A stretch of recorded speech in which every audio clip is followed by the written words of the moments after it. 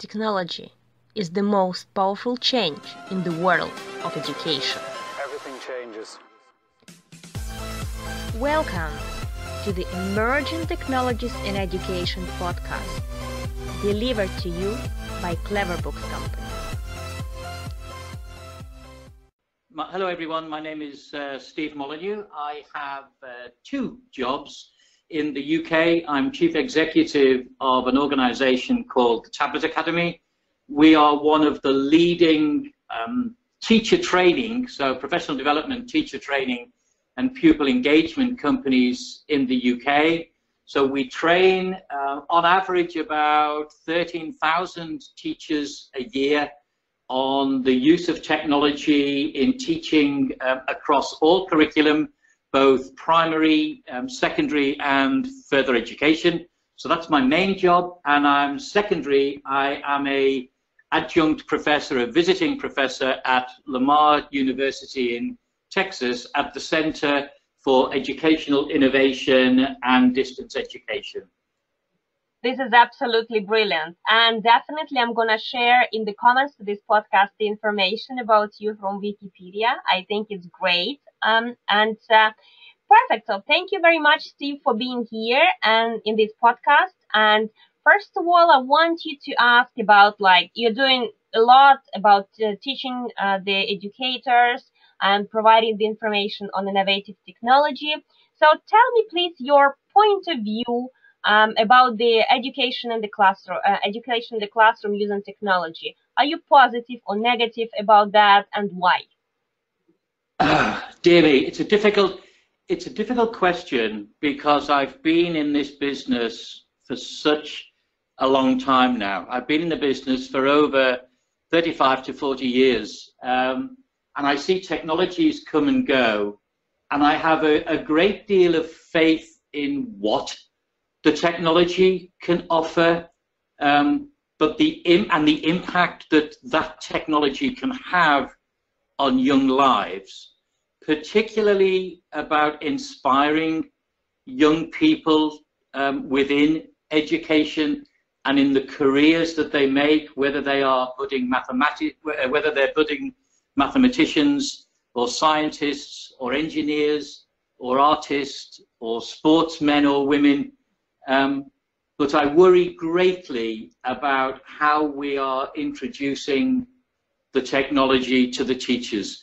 In an ideal world, I guess, my company, that is a teacher training company, shouldn't really exist. We've been investing in education technology now for many, many years. In the UK, when the Blair government arrived, we had this huge mantra of education, education, education. There was a massive investment in information technology being put in our schools, infrastructure being put in our schools, virtual learning environments or LMSs being put into our schools. But the very value that we get from those is all based around good quality teachers and teacher training. And I think that's where most governments let their education systems down. So I think the technology itself is fantastic, and the up and coming technologies, technologies such as machine learning, such as augmented reality, offer such sort of huge advantages to young people in exploring and understanding concepts. But if we don't have good quality teachers that know how to exploit that in the classroom, then the technology becomes worthless. So I think in many instances our universities have failed us because we don't bring in at an initial teacher training level, we don't bring in new pedagogies, we don't bring in looking at new didactic methodologies that we could potentially use, making use of these new technologies. We don't look at new types of learning environments. We still go into some schools which have a teacher at the front and then rows of desks where the technology will allow us to do other things. So I think our governments have let us down. I think sometimes our education technology companies let us down. They are fantastic at creating these amazing, amazing tools. But then in order to market those tools, they look for innovative teachers. But then they pull the innovative teachers out of the schools and then use them almost as evangelists. But in that way, they only get to a small number of teachers. So they take the good teachers out of the schools, which then, of course, has a negative impact on the education system. So I think we need to find a way of re-engaging with teachers, in rewarding teachers that take time to explore and invest in their own professional development. We need head teachers that have the passion, but also, I guess, have the guts to go out on a limb and to say, I'm going to try something new in my school. This is the way, if you think of an analogy of how technology has had an impact, let's say, on retail. So if you look at the same analogy and take technology in retail, of how we've moved from stores to being online and next day delivery, and looking at how we purchase, of how we do transactions with our banks and everything, the whole system had to change. Okay, so if we look at the way technology has had a massive impact on the retail sector or the finance sector, people had to change the way they shopped. They had to change the way they banked, whether that was something as simple as a credit card or whether it was something like online banking. We haven't done that in education. We still have the old paradigms, and we assume that the technology is going to be shoehorned in and is going to make this fantastic difference, and that teachers are really intelligent people, and so they should be able to make use of it. So I guess in answer to the question, I'm very, very hopeful for what the technology can offer, but whether our governments and whether our education system is doing the right thing in terms of supporting both our young teachers and also our existing teachers in helping them with professional development, I'm unsure, because I haven't seen it over the past sort of 30 years in the way I've seen technology over those 30 years used within education. Okay, do I understand you correctly? So basically, there is a lot of technology out there, but those companies who produce the technology for education, they selectively pick up the teachers and do not do it as a mass education. So what is lacking currently in the sector, as you see, is a continuous professional development for the teachers, so they feel confident of using technology in the classroom.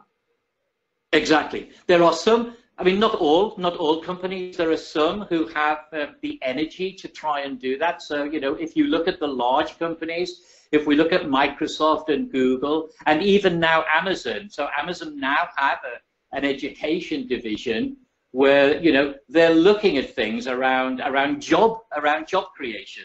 They're focusing on things like machine learning. At Tablet Academy, we get a number of technology providers that come to us and say, can you evangelize our content, but by you taking it into the schools and you demonstrating it to teachers, but work with the pupils as well.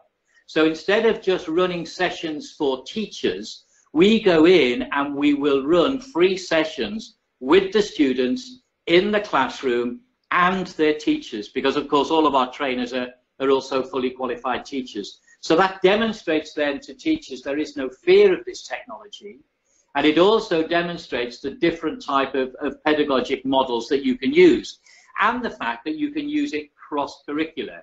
So for example, we've been working on ways in which we can introduce physics and mathematics, so some of the STEM subjects. So we have a program, for example, that we built together with the Royal Air Force. So we have a learning festival on aeronautical engineering. where we go in and we will look at everything from drones through to aeronautical design. And of course, that covers everything from the physics of flight, the mathematics of flight. We get them to, if it's in a primary school, we get them to decorate. We get them to decorate the rockets that they build. So we try and sort of blend a range of the subject areas, but make it engaging using technology that's actually used in real life rather than technology that's just a little bit abstract. And I think this is where a number of schools now are starting to look at things like robotics, where they're bringing robots into the classroom. They're using robots to teach things like coding, but not only coding, but also mathematics. So we taught a lesson on trigonometry where we took a scenario from the Dam Busters raid, and we had them program it on a robot, as opposed to, of course, doing it on paper, which made it a little bit more enjoyable. So some of the companies do try alternative ways of getting out to the masses, but it's quite difficult if we cannot get that initial build-up of teachers. So some schools, for example, have a very good strategy. The ones we work with, we suggest they run a strategy which is about digital leaders and digital champions. So this is where they have a group of teachers which they put on an intensive professional development program, which brings them up to scratch with all the latest technologies that they have in the school, but also how to make best use of that technology across the school curriculum.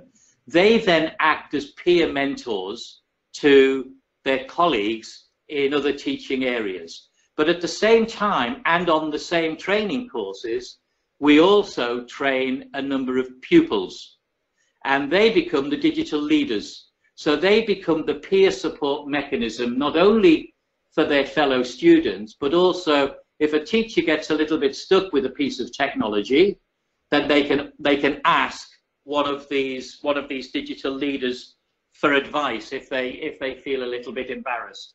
So it's also about structuring the school in such a way that there is a support mechanism for staff that do not feel as comfortable with technology in the classroom. We see many instances where we can run a really good professional development day, but when the teachers go back into the classroom, sometimes they don't necessarily have that level of support back in the school that they need. This is absolutely amazing points that you've just mentioned, and I totally agree with you on them. But you have already touched a little bit of technology like robotics and drones and augmented reality. Maybe you give a little bit of an insight from the training courses you give, or from your point of view, which technology could be really good supplement currently for education in the classroom? Certainly in the UK, one of the biggest impacts that we've seen, and it's basically a link back to something that's historical in the UK. When we started looking at computing in the United Kingdom, the BBC, the British Broadcasting Corporation, so the sort of cornerstone of public broadcasting in the UK, decided that they would put a program together to teach computing. And so they came up with their own design for a computer called the BBC Micro. And on all the television programs, they had how to program the BBC Micro, how to use the BBC Micro. And about 18 months ago, they ran a similar project, which was how do we get every 12-year-old in the country, how do we begin to get them to understand programming? And so they created, together with a number of partners, such as Microsoft, such as the University of Huddersfield, and a range of others. So it was completely agnostic. And they created something called the BBC, the BBC Microbit. So the Microbit was or still is, a credit card-sized computer. It has Bluetooth, it has an accelerometer, it has a very small display on it. It's very, very, very low cost. And they basically funded that from the public purse. And we gave every 12-year-old in the country one of these devices through the school system. And through organizations such as ours, as well as the sort of Computing for Schools organization that we have in the UK, we put a number of programs together that would teach teachers how to make use of the BBC microbit to instill programming in all of our 12-year-olds. That was such a success that they've now spun that out, and the BBC microbit has now become a success worldwide. It is now a charitable foundation, and you'll find the BBC microbit now sort of all over the world in all sorts of different countries, where it's being used as a very sort of low cost, sort of a bit like a very, very, very low cost Raspberry Pi or a low cost Pi Zero. So getting low cost devices into the hands of young people, where they can almost have a one-to-one experience with the technology, that's the part that makes the difference. And it's also when they can take that technology home. So one of the issues we had, for example, with using technology in the classroom is, of course, when they go home, they're then cut from that technology. And one of the things that I think we should seriously be looking at, and I know it can be seen as a bit dangerous from a number of my colleagues, but it's making use of mobile phones, because we know all of our young people have mobile phones. We know they can be dangerous when used inappropriately, but so can crossing the road. And if they have the power, if they have this IT power in their hand, if we start to make use of that technology, and we use that as educational technology that they can then take home with them, because it's their device and it's low cost. And to be honest, it's the parents that are paying for it rather than the school. I think we can get a lot more out of the mobile technology that we're using than we currently do. But I think at the moment we still have a problem about the fear on how these technologies are being used when they're not under the control of the school, and we need to try and put systems in place that allow us to use those mobile devices both in school and out of school. Whether that's a device that's being controlled by the school when it's out of school with parental consent, or whether the parents are controlling the data that's going on their mobile phone or their mobile device. But they already have those devices, and I don't think we're making good enough use of those. I mean, if you take the mobile phone and let's say something like Google Cardboard, you can make yourself a very, very simple, low-cost virtual reality device that you can then have every student making use of, and then making use of fantastic content like Google Expeditions, or the content that other people like Microsoft and Amazon are starting to create that will be freely available. That's how we instill, I think, better use of education technology in and out of our school systems. I totally agree to the point with the mobile device. Kids have it anyway. Even my daughter, she has the phone, and it's the point of, I think, the teachers and the parents and everybody to find out how those mobile devices that are already there to be used in terms of educating, like maybe installing some useful apps where the kids, instead of playing, can gain some knowledge or some skills, or use it for the purpose of the educational process. I mean, the interesting thing is that when you look at mobile phones, those are the very skills that young people will need. I mean, without my mobile phone at the moment, I'm lost. I mean, it's not just my personal life, it's my business life. It has my business calendar, my personal calendar. I can look up data. I can check on the current finances of the company. I can see who's paid their bill, who hasn't paid their bill. I have a multitude of social networks. I mean, I work with 2,000 students on the Lamar Master's Program. They're in 96 different countries. I could not do that without social networking. But we do not teach social networking in our schools. What we do is we ban social networking in our schools. But the minute the children leave the school gate, the minute they leave the confines of our legal jurisdiction, then of course, you know, they're then prey to all sorts of individuals. And it's a bit like, as I said, it's a bit like our road infrastructure. What we do is we don't turn all the traffic lights to red when children leave school. We teach them road safety. We teach them internet safety. So the more we make use of social networking as an educational tool, and I found a fantastic tool the other day that's designed specifically for that task, because it only works within a school network. So it only allows children to talk to fellow children, to talk to their teachers, etc. But it allows them to create their own closed networks that they can talk to. So it's not Facebook, it's not open to everybody else.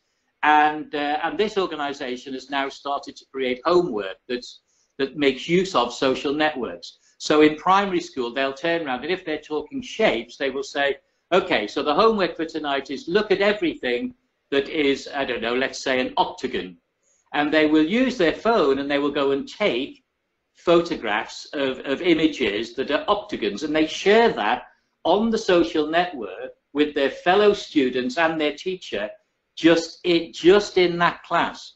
So these are social networking tools that are designed specifically to support education. And of course, at the same time, it's teaching them social networking skills, interpersonal skills, etc., without the fear of litigation, which we currently have. Oh, the parent's going to sue us if this, and this happens. Yeah, this is absolutely brilliant point. I think that, yes, we need to be cautious about how we use technology. So to make sure that parents feel themselves on the safe side and teachers feel themselves on the safe side. And I think it also was a good comment saying that we cannot control the traffic lights outside the school, but we can teach kids on how to be careful about crossing the road. And exactly the same could be applied to the technology. Same for the teacher, not being like really fearful on how to use it and being more confident and knowledgeable about that. And I'm sure that your company, this is something that you are delivering as a message. And I think it's absolutely brilliant work. So maybe like one more comment from your side before we finish this knowledgeable podcast. What would be your advice to the teachers who are cautious about starting using the technology today? So I think the first thing I'd like to do is thank all of those teachers worldwide that take the time to invest and investigate the use of technology to support their children at whatever age they teach. You know, I think that the teaching profession is a fantastic profession. You know, teachers are the people that create every other profession, and I don't think we should forget that. Without us, there are no other professions, and no matter how difficult it is, it's also very rewarding. So first of all, you know, a big thank you to every teacher out there. In terms of those that are nervous about using it, I think the first thing is be careful who you listen to. The one thing about social networking is it can produce systems that allow you access to good quality support and good quality advice, but there are also a lot of people out there that just regurgitate the work from everybody else and claim responsibility. You know, I guess in if I weren't being too kind, I'd say a lot of BS's about. So you need to be careful. Don't take everything at face value. Try it yourself. If you can, get support from your from your head teachers. You know, if you're in the UK and you'd like a free visit from us or from any other consultancy company, you know, get in touch with them, get in touch with people like Google and Microsoft and see if they do free visits. Yeah, let them come and just touch on and give you an advice, not in a sales role, but just to give you advice on, let's say, the art of the possible rather than what you should be doing, and just give you advice on what you can do. You're the people that will take those tools and mold those tools to your needs. Your classes are different than everybody else's.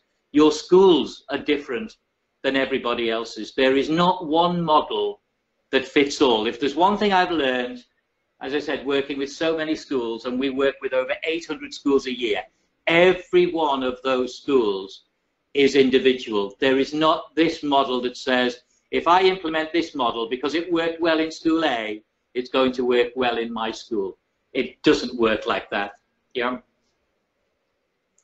This is brilliant. Thank you so much, Steve, for sharing your point of view.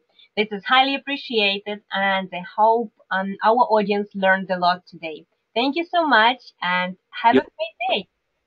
Thank you very much. Everything changes.